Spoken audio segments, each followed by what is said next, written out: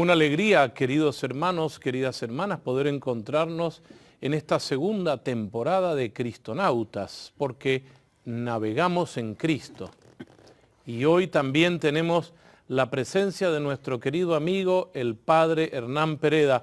Padre Hernán, muchas gracias por acompañarnos en esta segunda temporada. Gracias a Dios de estar caminando con el pueblo de Dios y descubriendo las cosas del Señor. Sí. Caminando me hace acordar a lo que veníamos hablando de los programas anteriores del GPS, el que nos va situando cuando uno camina por lugares que a lo mejor no conoce bien y el GPS lo resitúa. Y habíamos dicho que el GPS era la Sagrada Escritura. Eso es. El antiguo, antiquísimo y mucho más certero GPS del camino verdadero del pueblo de Dios. Y que decíamos que el Señor no se enoja, como no se enoja el GPS, solamente nos va diciendo, te has equivocado. Recalcula y desde aquí seguimos avanzando. Y desde aquí seguimos avanzando. Sí. Y ahora yo quisiera que nos centráramos en este programa ya un poco más en el ambiente de Jesús en el Nuevo Testamento. Pero hay un elemento que es fundamental que usted en sus clases nos explicaba, que es el tema del templo. Como queremos, queridos amigos, que esto sea una tertulia también entre ustedes que nos están viendo en sus casas, queremos que participen, tengan el Nuevo Testamento abierto. Sí. ¿Dónde lo vamos a abrir, Padre? Lo vamos a abrir en el capítulo 4 del Evangelio de San Juan. Y tiene mucho que ver con lo que estábamos hablando en el programa anterior, cuando decíamos que en el Éxodo está como el Evangelio incluido, el Evangelio preanunciado. Y en el Éxodo es donde se van dando los elementos principales, y mencionamos una cantidad de ellos, decíamos que el maná es la Eucaristía, que el bautismo es el paso del Mar Rojo. Dirá Pablo, la roca que golpeó Moisés es el mismo Cristo donde emana el agua. Todo eso, y después hablamos del Pentecostés antiguo, que es cuando recibió Moisés las tablas de la ley, y el nuevo, que es cuando el Espíritu escribe ya en la carne. Habíamos quedado en eso, que era muy interesante ese paralelismo. El Espíritu de Dios es el dedo que escribe las tablas de la ley, que se custodian en el Antiguo Testamento en un arca. Eso es. El arca de la alianza. ¿Por qué se custodiaban en esa arca de la alianza? El arca de la alianza fue hecha, era un cofre de madera de acacia enchapado en oro, para contener dentro las tablas de la ley. Y además de eso se conservó después también un poco del maná, una vinculación que se la ve con la Eucaristía y el sagrario cristiano, y todavía la vara la vara de Aarón, que había florecido para descubrir cuál era el sacerdocio querido por Dios, el de los levitas, y que también se custodiaba esa vara florecida de Aarón. En esa arca de la alianza después David quiere construir un templo que finalmente lo hace su hijo Salomón. Bueno, en el desierto ya se hizo la tienda de la reunión, que estaba hecha, digámoslo, de acuerdo a los criterios egipcios, pero completamente transformados por el pueblo de Dios, como en dos grandes partes, que después serán las grandes salas, el santo y el santo de los santos, que es donde estaba el arca de la alianza. Sí. Ahora, en el templo de Jerusalén se custodió durante mucho tiempo, hasta que se la robaron, el arca de la alianza. ¿En el Nuevo Testamento hay algún paralelismo con el arca de la alianza?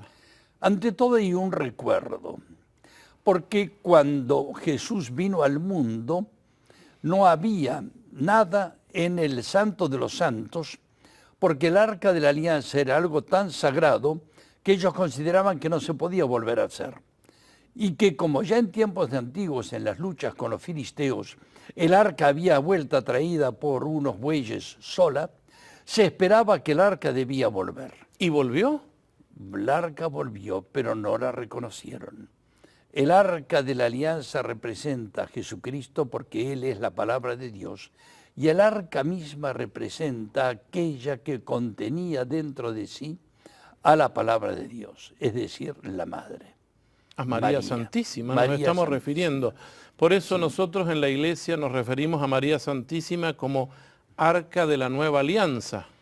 No solo eso, sino que la costumbre cristiana de llevar en procesión a María, cuando salimos a caminar con ella en las grandes fiestas marianas, tiene su origen en la costumbre del pueblo de Dios que en el desierto llevaba el arca de la alianza a hombros de los levitas que la iban trasladando de una parte a otra como signo de la presencia de Dios.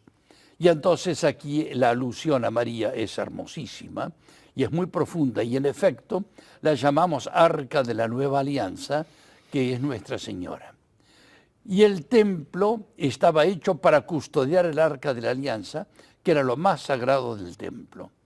Lo que sí pasó es que cuando se dio el exilio de Babilonia, Nabucodonosor robó todos los vasos del templo, incluso el arca de la alianza, y nunca más apareció. Hay una antigua tradición hebrea que espera que el arca volverá. Nosotros los cristianos decimos, el arca volvió, pero no fue reconocida. Es decir, es Jesucristo y su madre. Y entonces aquí es en esta alusión lo que ocurre en la conversación de esta oración con la que queremos empezar este programa, que es el encuentro de Jesús con una mujer. Partamos de la base que Jesús vive en un ambiente del Antiguo Testamento. Sí, claro, totalmente. Y que existe en la ciudad de Jerusalén el templo, aun cuando el arca había sido robada, el templo fue reconstruido. Sí. Y estaba ese templo cuando Jesús vivió. No solo reconstruido, sino extraordinariamente embellecido por Herodes el Grande, que para congraciarse con los judíos amplió y embelleció el templo, que no estaba del todo terminado cuando Jesús llegó, pero que de alguna manera fue hecho para Jesús, aunque ellos no se dieron cuenta de todo esto. Amigos, vamos a hacer de este programa también un momento de oración. Y yo quisiera que tomáramos esa actitud porque vamos a leer un texto del Nuevo Testamento. Hay un encuentro de Jesús con una mujer samaritana y entre ellos no se hablaban. Sin embargo, Jesús se dirigió a la mujer samaritana y la mujer samaritana después le desvía la pregunta hacia el templo. Padre, en actitud orante, ¿nos podría ayudar a leer este texto? Sí, y antes de leerlo, quisiera hacer alusión a ese desprecio de los judíos, no solo por los samaritanos, sino también por las mujeres.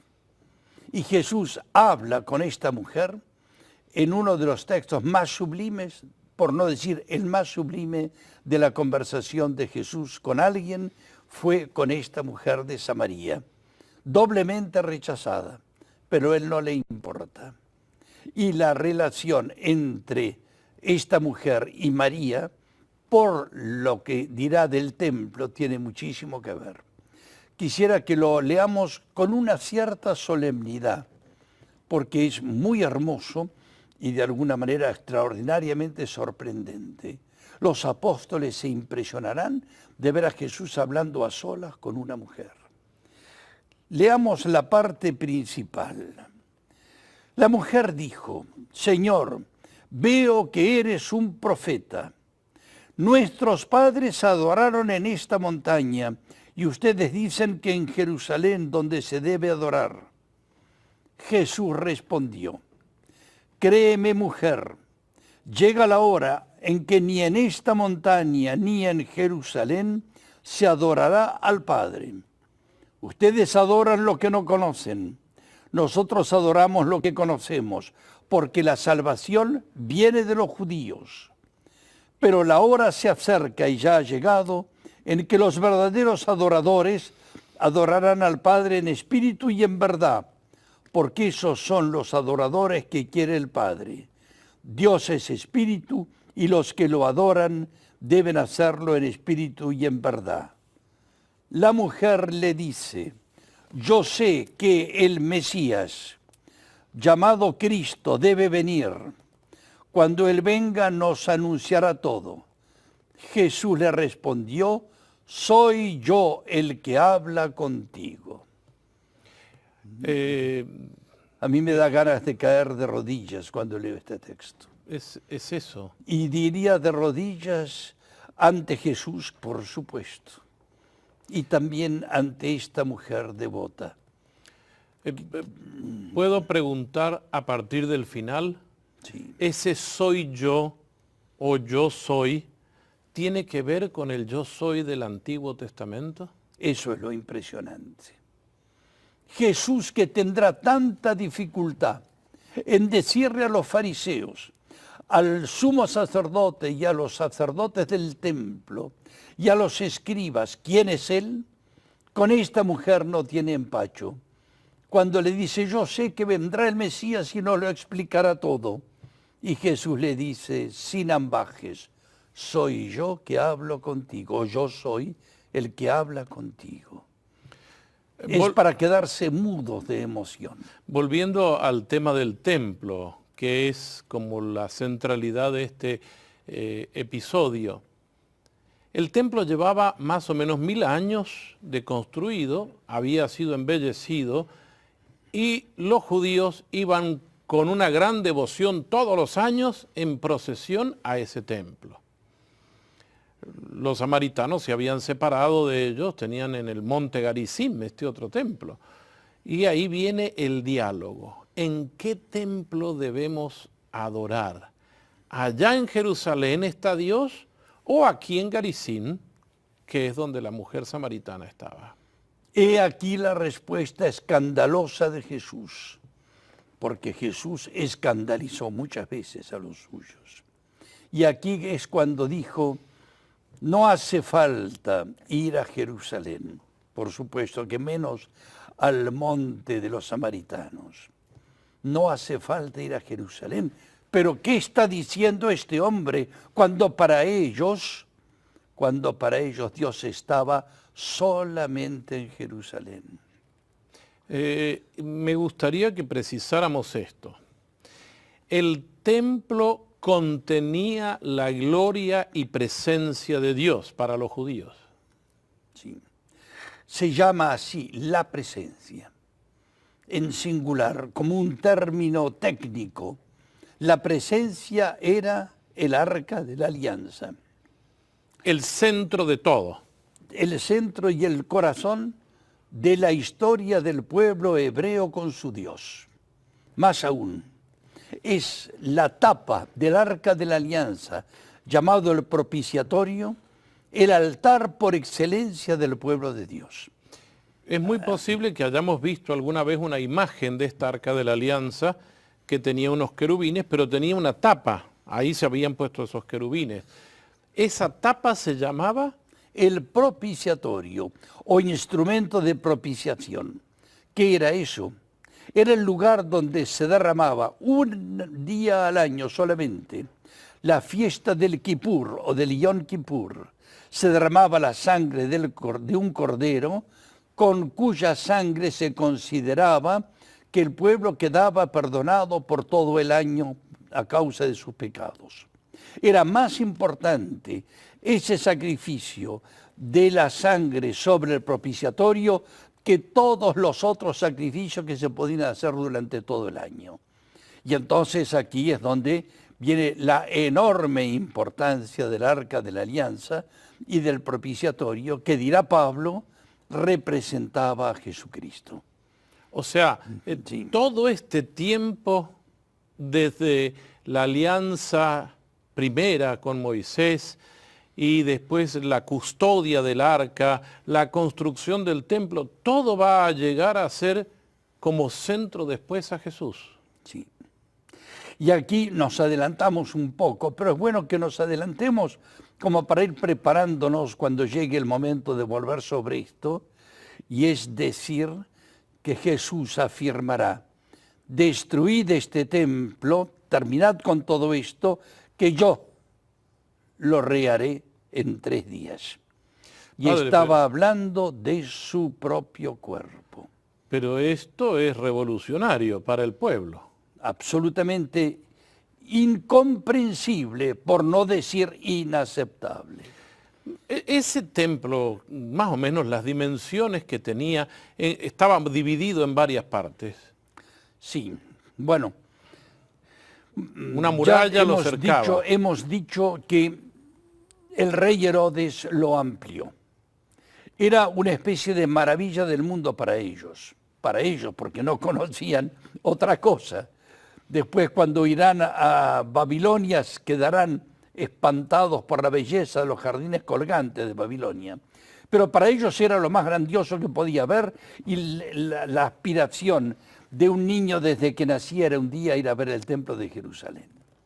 Tenía 310 metros de frente y 110 de fondo, con unas columnas y 4 puertas principales que rodeaban la muralla, y que daba espacio a lo que se llamaba el atrio de los gentiles, que era realmente los un gentiles patio eran los que no eran enorme, judíos. los que no eran judíos, que tenían acceso a aquel lugar, digámoslo también, para hacer sus negocios, de venir a vender los animales, entre otras cosas, para los sacrificios.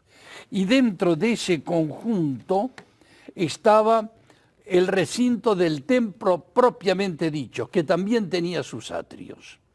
En primer lugar, pasando por una puerta llamada la Puerta Hermosa, donde se dará el famoso milagro de San Pedro que cura a un paralítico, y esa Puerta Hermosa daba lugar al atrio de las mujeres, llamado así, que era para judíos exclusivamente, también hombres y mujeres. Y allí había una escalinata famosa de 15 gradas, donde se decían los 15 salmos graduales, de ahí viene el nombre, un salmo en cada grada, especialmente cuando se llevaban los niños para ser presentados a los 40 días de nacer. Allí es donde Jesús fue llevado por José y por María, en ese atrio de los gentiles. Y había pequeños altares en los pórticos con sus columnatas, y allí en esos altares se recordaba el sacrificio de Isaac. En eso consistía la presentación del niño en el templo, que nosotros solemos decir en uno de los misterios gozosos del Rosario. Cuando un niño va creciendo, va viendo en ese templo que se producían todos los días sacrificios. Claro, era así. sí. Se sacrificaban animales y se quemaban.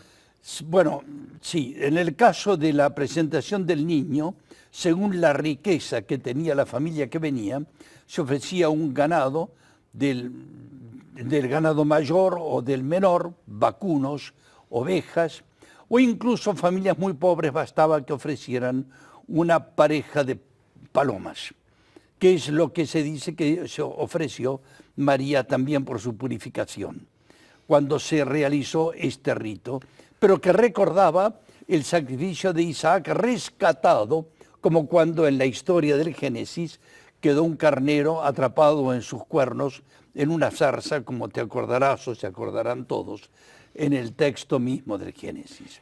Y se sacrificaba principalmente un ganado mayor, como un cordero, y eso lo hacían ¿quiénes? Los sacerdotes. Eso lo hacían los levitas y los sacerdotes. Había una superorganización.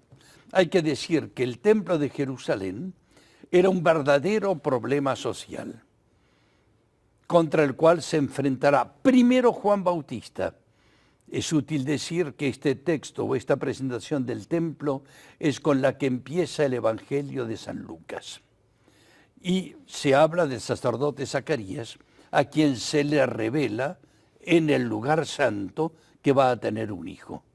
Y de aquí viene la gran importancia que ya aparece en el Evangelio, tal como lo investiga Lucas, desde los inicios. Se empieza por hablar del templo, para después decir que el verdadero templo será el mismo Jesús.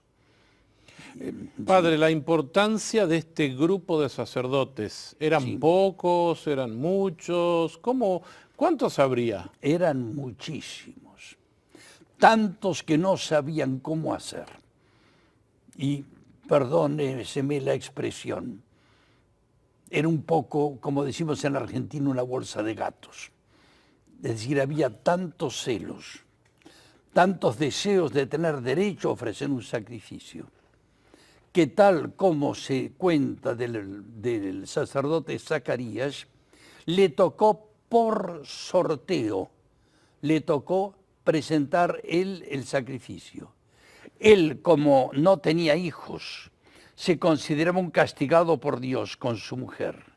Y cuando finalmente, quizás nunca le había tocado, algunos dirían quizás se trata de una de las grandes fiestas, quizá la dedicación del templo de acuerdo a las fechas, le tocó ofrecer el sacrificio del incienso, que es el sacrificio del segundo altar, el que estaba en el lugar santo, no el de afuera, que es el de los holocaustos, porque ya estamos hablando del interior de la sala principal, no la principalísima, pero la sala donde estaba el incienso, y después de la cortina estaba el Santo de los Santos, donde estaba el Arca de la Alianza. O sea que en la época de Jesús el templo representaba, vamos a decir así, la cúspide y lo más sagrado de todo el pueblo de Israel. Para cualquier joven de la época de Jesús también podríamos decir.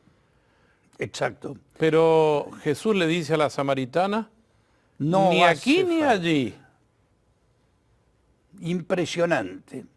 Y estas son cosas que se entienden mucho más cuando se entiende la historia del templo de Dios, que duró 1000 años, desde Salomón hasta Jesucristo.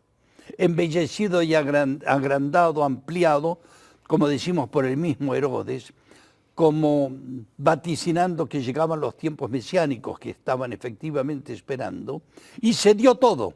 Pero, dirá San Juan, vino a los suyos, pero los suyos no lo reconocieron, no lo recibieron.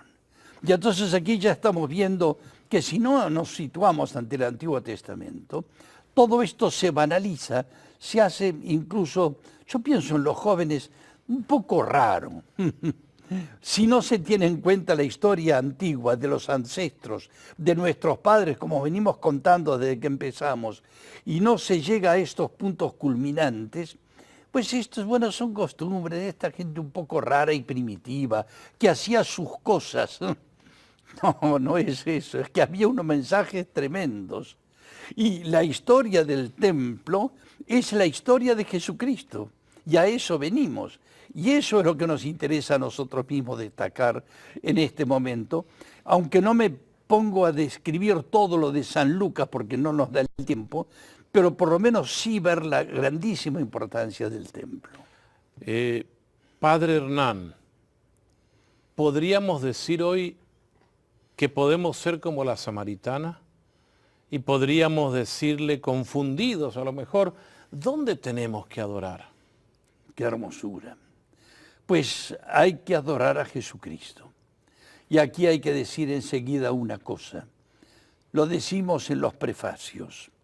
Cuando se prepara, el prefacio es pasar por la cortina para ir a decir el Santo, Santo, Santo. En la Eucaristía, en ese momento se está haciendo la alabanza de los serafines en el entorno del Arca de la Alianza. Esto es impresionante. Y entonces en ese momento estamos nosotros en la Eucaristía repitiendo todo esto con una particularidad.